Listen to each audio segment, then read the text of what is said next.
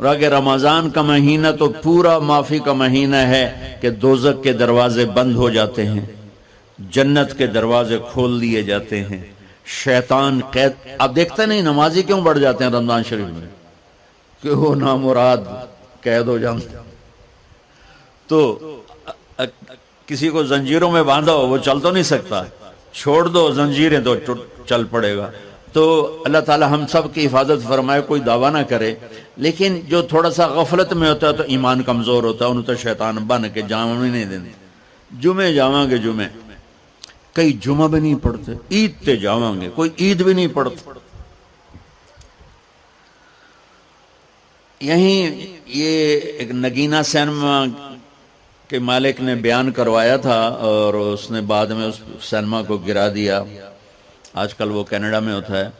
تو وہ سینمے کا جو تھا نا مینیجر، وہ میرے پاس آیا، کہا مولانا آج میں پہلی نماز پڑھی ہے. وہاں ہم نے مغرب کی نماز پڑھی، اس کے بعد بیان ہوا. بیان کے بعد وہ اتنا ہنگامہ ہوا کہ رش بہت تھا تو وہاں نماز پڑھی نہیں جا سکے. ہم نے کہنے لگا، میں چل رہا تھا میرے ساتھ ساتھ، مولانا آج میں پہلی نماز پڑھی. میں نے کہا کیا مطلب؟ کہا جی یہی کہ آج زندگی دی پہلی نماز پڑھی.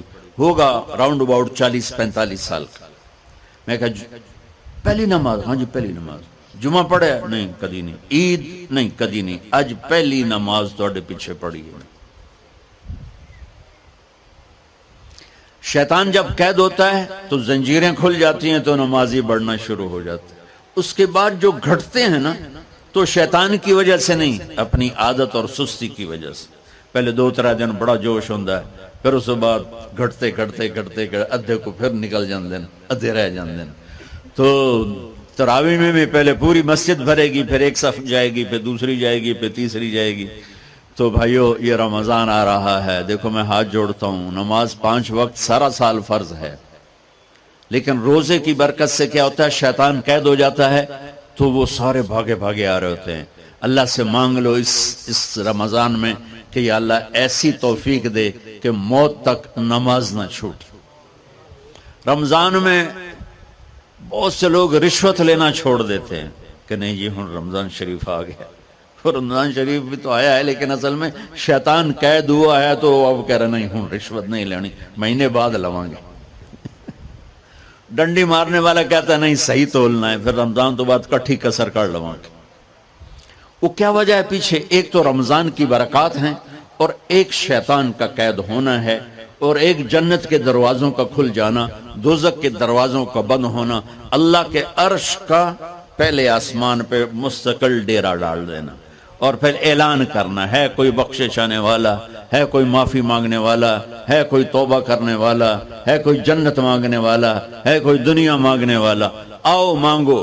اور ایک فرشتہ اعلان کرتا ہے اے بھلائی کے چاہنے والے شاباش آگے بڑھ، اور دوسرا فرشتہ اعلان کرتا ہے اے برائی کے کرنے والے بس کر اور واپس آ جا، بس کر اور واپس آ جا. رمضان کا مطلب ہے جل جانا، رمضان کے لفظ کا مطلب ہے جل جانا. جلنے کا مطلب کیوں ہے اس میں؟ کہ رمضان میں اللہ سارے گناہوں سے اپنے بندوں کو پاک کر دیتا ہے اور ان کے گناہوں کو جلا دیتا ہے، جس سے وہ پاک ہو کر جو سونا آگ میں جل کے خالص ہو کے باہر آتا ہے، روزہ رکھنے والا بھوک کی آگ میں جل کے خالص ہو کے باہر آ جاتا ہے، اللہ اس کے سارے گناہ معاف فرماتا ہے. دھیان نال سنیں جی. سب سے اعلیٰ درجے کا مسلمان، میرے نبی کا جواب، جو سارا دن مصلی پہ بیٹھا رہے، جو ہر سال حج عمرہ کرے، جو مسجد سے نہ نکلے، جو رات کو قرآن پڑھے، دن میں روزے رکھے. نہیں، سنو غور سے سنو. من سلم المسلمون لسانہ ویدہ، سب سے اعلیٰ درجے کا مسلمان فیصلہ بات کا وہ ہے جو اپنے مسلمانوں کو تکلیف نہ پہنچائے، جو ہاتھ اور زبان سے کسی کو تکلیف نہ پہنچائے، وہ سب سے اعلیٰ درجے کا مسلمان ہے. سبحان، کیا بات. میرے نبی سے ایک صحابی نے پوچھا یا رسول اللہ ہمارے محلے میں ایک خاتون رہتی ہے، رات کو تہجد پڑھتی ہے، دن میں روزے رکھتی ہے، پر اس کی زبان بہت سخت ہے، بہت بےزتی کرتی. آپ نے کہا جہنم میں جائے گی. کہا جی ایک خاتون ہے جو نہ نفلی روزہ، لیکن اس کی زبان کا بول بڑا میٹھا ہے، کہا وہ جنت میں جائے گی. تو سب سے اعلیٰ درجے کا مسلمان کون ہے جو کسی کو تکلیف نہ پہنچائے؟ پھر اس نے پوچھا ای الایمان افضل، سب سے اعلیٰ درجے کا مومن کون ہے؟ تو آپ نے فرمایا حسن الاخلاق، جس کے اخلاق اچھے ہوں وہ سب سے اعلیٰ درجے کا ایمان والا ہے. کیونکہ تکلیف نہ پہنچانا اخلاق کی ایک صفت ہے، اور اخلاق کی بے شمار اقسام. میرے نبی نے فرمایا اچھے اخلاق 360 صفات کا نام ہے. ایک صفت بھی کسی مسلمان مرد عورت کے اندر ہوگی تو جنت میں چلا جائے گا. سامنے ابو بکر بیٹھے تھے، کہنے لگے یا رسول اللہ کو میرے اندر بھی ہے؟ تو آپ نے فرمایا تیرے اندر ساری ہے، ساری تیرے اندر ساری.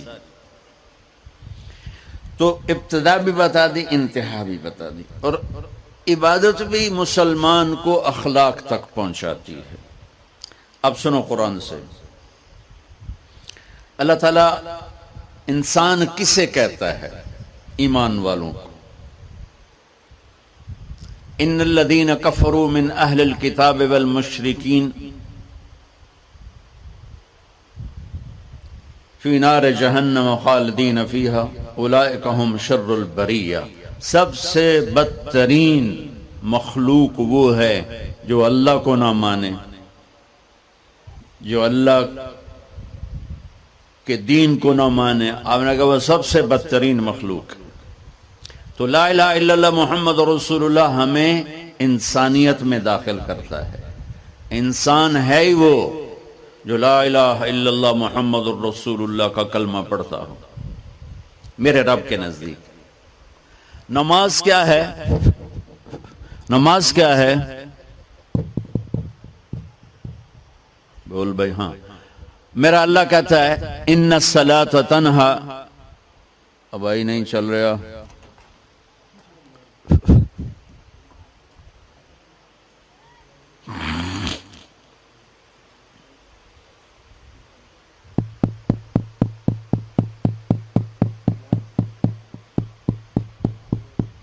تھوڑی آواز ہے. نماز کیا ہے؟ ان الصلاۃ تنہا عن الفحشاء والمنکر. تم نماز پڑھو، یہ تمہیں بد اخلاقی سے بچائے گی اور یہ تمہیں گناہوں سے بچائے گی. تو نماز بھی انسان کو اخلاق تک لے جا رہی، فحاشی سے بچائے گی، گناہوں سے بچائے گی، اخلاق کی طرف سفر. روزہ آ رہا ہے. روزہ کس لیے ہے؟ کتب علیکم الصیام کما کتب علی الذین من قبلکم لعلکم تتقون. تم پر روزہ فرض کیا ہے جیسے پہلوں پہ کیا تھا تاکہ تم تقوی والے بن جاؤ. تقوی والے کون ہیں؟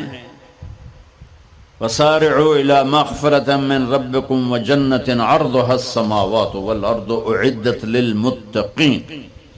کہ میرے بندو دوڑو جنت کی طرف جو تقوی والوں کے لیے. متقی کون ان دن تقوی والے یا اللہ کا؟ الذین ينفقون فی السراء والضراء کا جو میرے نام پہ سخاوت کرتے ہیں، چاہے تنگ دست ہوں چاہے پیسے والے ہوں، چاہے تھوڑا مال ہوئے چاہے زیادہ مال ہوئے، وہ میرے نام پہ خرچ کر دیں. الکاظمین الغیظ جو غصے کو پی جاتے ہیں، والعافین عن الناس اور جو لوگوں کو معاف کر دیتے ہیں. اللہ تعالیٰ کہہ رہا ہے یہ تقوی والے ہیں. تو روزہ بھی اخلاق پہ لے جا رہا ہے. فمن فرض فیہن الحج فلا رفث ولا فسوق ولا جدال. میرے رب نے کہا حج کا ارادہ کر لیا ہے تو زبان کی گندی، زبان کا گندا لہجہ اور زبان کے گندے بول سے بچو، لڑائی سے بچو، گناہوں سے بچو. تو حج بھی میٹھے بول پہ لا رہا ہے، لڑائی سے بچنے پہ لا رہا ہے، نافرمانی سے بچنے پہ لا رہا ہے. خذ من اموالہم صدقۃ تطہرہم وتزکیہم بہا وصلی علیہم، میرا رب فرما رہا ہے میرے محبوب ان سے زکوٰۃ لیں اور ان کو پاک کریں اور ان کا تزکیہ کریں، ان کو ایک اچھا انسان بنائیں۔ زکوٰۃ ہو اخلاق بنتے ہیں، روزہ ہو اخلاق بنتے ہیں، حج ہو اخلاق بنتے ہیں، نماز ہو اخلاق بنتے ہیں، کلمہ ہو انسان بنتا ہے۔ یہ اتنا زور کیوں دیا ہے اخلاق پر کہ میرے بھائیو، اچھا معاشرہ جو وجود میں آتا ہے وہ ایک دوسرے کو معاف کرنے سے وجود میں آتا ہے۔ مسجد نماز کے لیے ہے، اور نماز ایک انفرادی عمل ہے جو کر کے میں گھر چلا جاتا ہوں، دفتر چلا جاتا ہوں، پڑھوں نہ پڑھوں، نہ پڑھنے کا گناہ مجھ پر، پڑھنے کی نیکی مجھ پر۔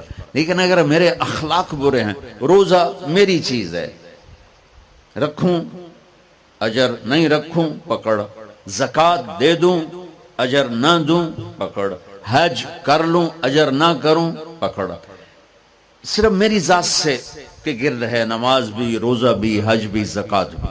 لیکن برے اخلاق جتنا معاشرے میں میرا اثر ہے وہاں سب تباہی پھیلا دیں گے، اور اچھے اخلاق جتنا معاشرے میں میرا اثر ہے وہاں خوبصورتی کو پھیلا دیں گے۔ عبادت چھپ جاتی ہے۔ میں نے فجر پڑھی ہے کہ نہیں پڑھی آپ کو پتہ ہے؟ بولو، آپ نے پڑھی ہے یا نہیں پڑھی مجھے کوئی پتہ ہے نہیں ہے، لیکن یہاں بیٹھ کے اللہ نہ کرے میں فرقہ واریت کی بات کروں، آپ سب کو پتہ چلے گا کہ نہیں چلے گا کہ مولوی اگلا رہا ہے، اور یہاں بیٹھ کے میں محبت کی بات کروں تو آپ کو پتہ چلے گا کہ نہیں چلے گا کہ یہ محمد مصطفیٰ صلی اللہ علیہ وسلم والے اخلاق بتا رہا ہے۔ تو اخلاق چھپتے نہیں، برے ہوں یا اچھے ہوں، ظاہر ہوتے ہیں۔ اور سب سے زیادہ اس آدمی کا خاندان، جس آدمی کو بدتمیزی کی عادت ہے، وہ بیوی کے دل کو برباد کر دے گا، ماں باپ کے دل کو برباد کر دے گا، اولاد کو برباد کر دے گا، دوستوں کو، نوکروں کو برباد کر دے گا۔ اس کے نوکر سامنے کہیں گے میاں صاحب، شیخ صاحب، سیٹھ صاحب، خان صاحب، اتھے جا کے گالی کڈھن گے۔ اور جس کے اخلاق اچھے ہوتے ہیں وہ اپنے گھر کو خوبصورت بنا دیتا ہے، رشتوں کو خوبصورت بنا دیتا ہے، ملازموں کو خوبصورت بنا دیتا ہے، اپنے کاروبار کو، اپنی زندگی کو، ہر پہلو اس کا خوبصورت ہو جاتا ہے۔ اچھے اخلاق لباس کی طرح ہیں جو میرا ہر عیب چھپا لیتے ہیں، اور برے اخلاق ننگے آدمی کی طرح ہے جس کا ہر عیب سامنے آ جاتا ہے۔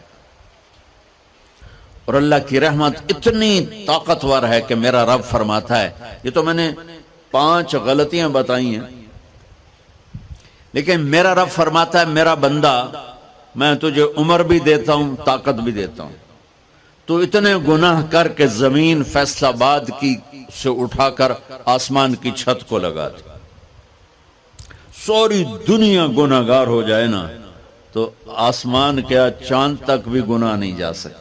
اور میرا اللہ کہہ رہا ہے ایک مرد عورت اتنے گناہ کرے کہ آسمان کی چھت کو لگا دے، پھر صرف ایک دفعہ مجھے کہے یا اللہ معاف کر، تو میں سارے ہی معاف کر دوں۔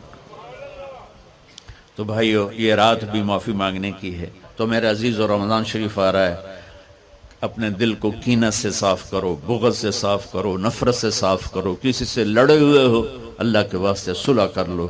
یہ لڑنے کی جگہ نہیں ہے، محبت کر کے جاؤ تو اللہ بڑے اونچے عالی درجات نصیب فرمائے گا۔ اور اللہ تعالیٰ موقع دے تو رمضان میں ایک 3 دن تبلیغ میں اللہ کے راستے میں ضرور لگا لینا۔ تو سارے بھائی نیت کرتے ہو؟ سنتیں پڑھو۔ اللہ نے زکوٰۃ فرض کی ہے تو زکوٰۃ نکالو۔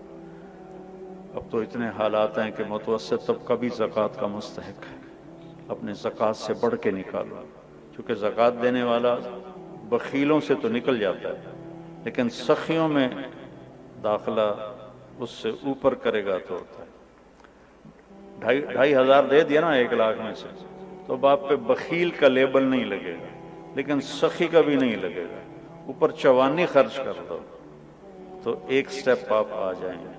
سخی بن کے زندگی گزارو، لوگوں پہ خرچ کرنے کا مزہ بہت ہے، جوڑنے کے مزے سے زیادہ لگانے کا مزہ ہے۔ تو رمضان آ رہا ہے، خرچ کریں، زکوٰۃ سے بڑھ کر دیں، انتہائی ضرورت مند ہیں ہمارے لوگ. ابھی تو وہ جو سیلاب سے جو گھر گرے تھے ابھی تو وہ ہی نہیں بنے, کتنے ہزاروں لوگ بے گھر بیٹھے ہوئے ہیں.